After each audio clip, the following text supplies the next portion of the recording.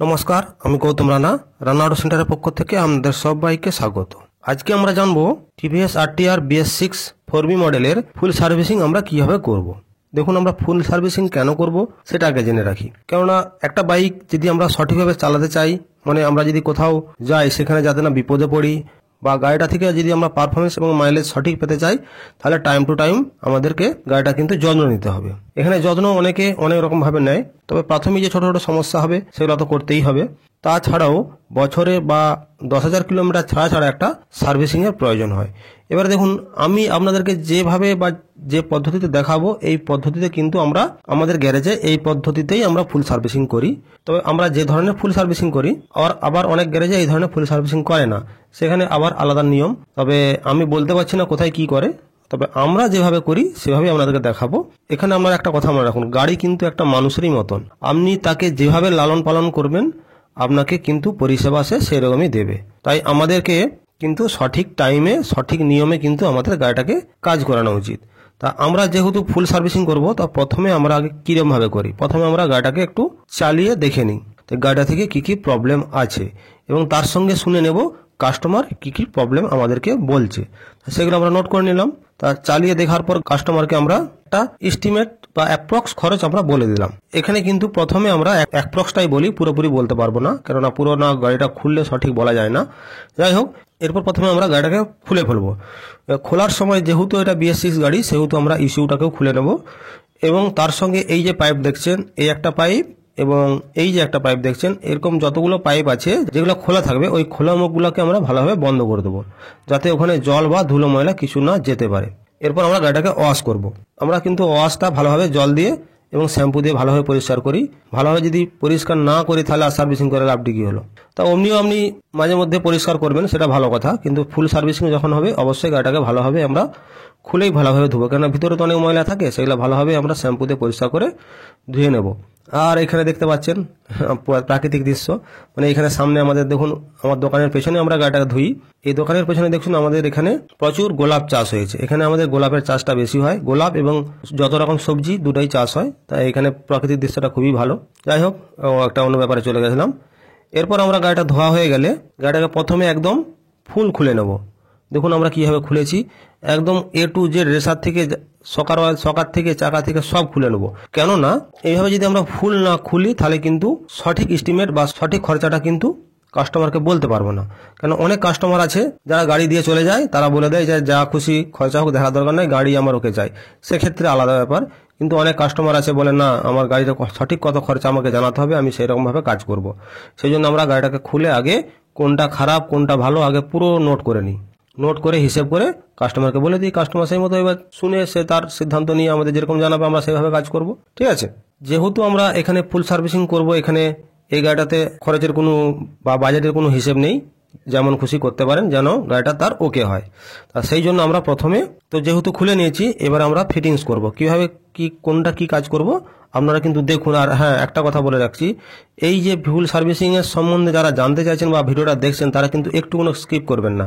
একটু স্কিপ করা মানে এর মধ্যে আমরা কি কি কাজ করছি এবং কি কি করা উচিত, কেন করা উচিত সবটাই বলবো, কিন্তু মিস হয়ে যাবে এইসব জিনিসগুলো। প্রথমে আমরা রেসারটা চেক করে দেখব। রেসার যদি ভালো থাকে তো ঠিক আছে, তাহলে আমরা হ্যান্ডেলের রেসারের যে বলটা, শুধুমাত্র বলটা চেঞ্জ করে দেবো। আর যেহেতু এই গাড়ির ক্ষেত্রে আমাদের রেসার খারাপ, তাই আমরা রেসারটাকে চেঞ্জ করে দেবো। আর রেসারটা কিন্তু আমাদের করতেই হবে, কেননা দেখুন অনেক গ্যারেজে আমি দেখেছি রেসার না খুলেই ফুল সার্ভিসিং করে, কিন্তু রেসারটা যদি আমাদের সঠিকভাবে না গ্রিস করি, কিন্তু আমাদের গাড়িটা চালাতে খুব বোঝা লাগবে।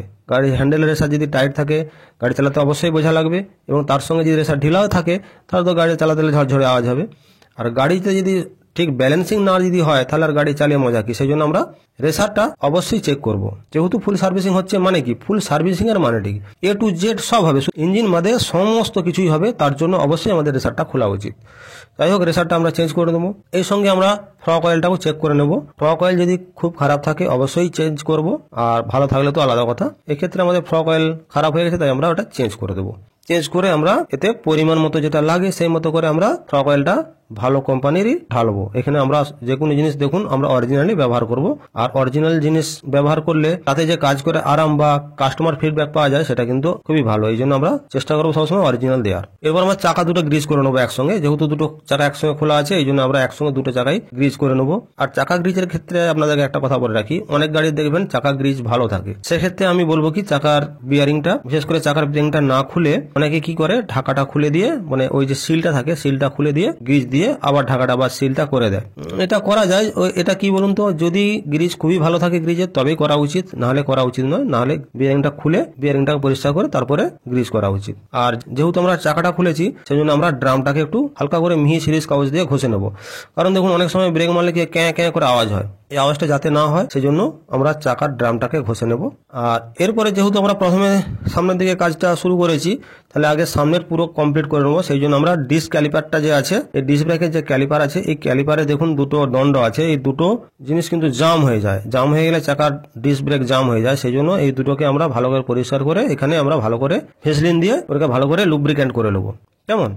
এরপরে আমরা এখানে যেহেতু ডিস্কু এই গাড়ির ক্ষেত্রে দেখতেন খারাপ হয়ে গেছে, সেজন্য আমাদের এখানে নতুন ডিস্কু আমরা এখানে লাগিয়ে দিচ্ছি। তার সঙ্গে আমাদের ডিস্ক অয়েল টপ আপটা করে নেবো, মানে ডিস্ক অয়েলটা চেক করে নেবো, এখানে যদি ভালো থাকে তো ঠিক আছে, যদি কমে যায় তাহলে আমরা একটু ওতে দিয়ে নেব। এরপর আমরা পেছনের ক্যামটা গ্রিজ করে নেবো, যেহেতু এর পেছনের ড্রাম ব্রেক, সেজন্য পেছনে ব্রেক সুইচ যে ক্যাম থাকে না, অনেক সময় দেখেন কি হয় যে ব্রেক মারলে ব্রেক জাঁকা হয়ে আটকে রয়ে যাচ্ছে, সেই জন্য আমাদের এই ক্যামটাকে অবশ্যই গ্রিজ করে নেওয়া উচিত। তাই আমরা এই ক্যামটাকে গ্রিজ করে নিলাম। এরপর আমরা পেছন চাকার স্পকেটটা থাকে, এখানে একটা বিয়ারিং থাকে, তাই এই বিয়ারিংটাও আমরা গ্রিজ করে নেবো, যেন প্রত্যেকটা বিয়ারিং এর তবেই আমাদের লাইফটা বাড়বে। আর এই যে বিয়ারিংটা যেহেতু আমরা স্পকেটের বিয়ারিংটা গ্রিজ করে নিয়েছি, সেই জন্য আমরা এটা গ্রিজ করার পর এটা লাগিয়ে দিই। আগে লাগিয়ে দেওয়ার পর আমরা পুরো পেছনের চাকাটাকেও একসঙ্গে লাগিয়ে দিয়েছি, কেননা পেছনের চাকা আমাদের আগে গ্রিজ করা হয়ে গেছে, সেই জন্য আমরা পেছনের চাকাটা লাগিয়ে দিয়েছি। আর আপনাদেরকে আগে বলে রাখি, এখানে দেখুন আমরা চেনটা কিন্তু ভালোভাবে পরিষ্কার করে নিয়েছি। পরিষ্কার করাটা আর আপনাদেরকে দেখালাম না, তাই এই যে দেখুন আমরা চেনটাকে ভালোভাবে পরিষ্কার করে নিয়েছি। আর হ্যাঁ, এখানে দেখুন আমরা তো চেন পরিষ্কার করে নিয়েছি ঠিক কথা, কিন্তু অনেক ক্ষেত্রে দেখা যায় চেন স্পকেট খারাপ, সেক্ষেত্রে চেন স্পকেট কিন্তু আমাদেরকে চেঞ্জ করতে হবে। আর চেন স্পকেট যদি ভালো থাকে তো আমরা এরকম ভাবে পরিষ্কার করে নিয়েছি।